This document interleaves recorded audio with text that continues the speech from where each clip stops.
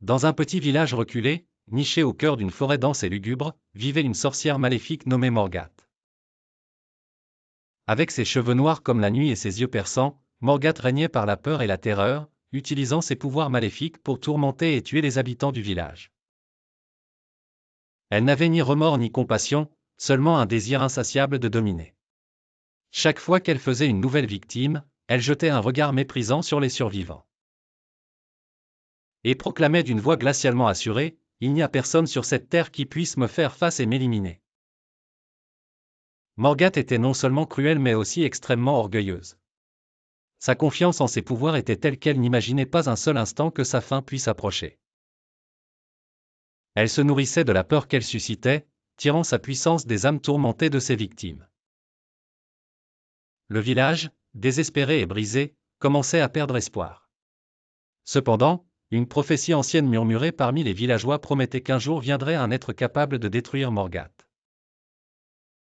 La sorcière, orgueilleuse comme elle était, riait de cette prophétie et continuait de semer la désolation. Les saisons passèrent, et un jour, une hutte isolée en bordure du village accueillit une nouvelle vie. Une femme courageuse qui avait survécu à l'une des attaques de Morgate donna naissance à un enfant. L'enfant, nommé Aelric, semblait ordinaire à première vue, mais il émanait de lui une aura étrange, presque mystique. En grandissant, Aelric ne montrait aucun signe de peur malgré les histoires horrifiques sur Morgate qu'on lui racontait.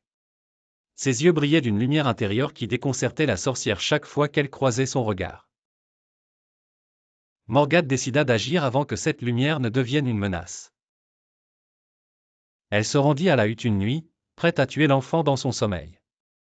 Cependant, au moment où elle posa sa main sur lui, une force irrésistible l'enveloppa.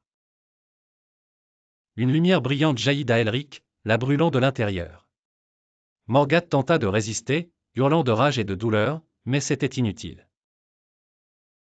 Les pouvoirs de l'enfant étaient plus forts que son maléfice. En quelques moments, la sorcière se désintégra en une pluie de cendres, ne laissant derrière elle qu'un silence lourd et libérateur. Cette nuit-là, le village sut que le mal avait été vaincu par la pureté innocente d'un nouveau-né. Aelric, devenu un symbole d'espoir, grandit en un jeune homme puissant et bienveillant, assurant que plus jamais une telle terreur ne frapperait son village. La prophétie s'était accomplie, la sorcière maléfique n'était plus, et un nouveau chapitre de paix commença.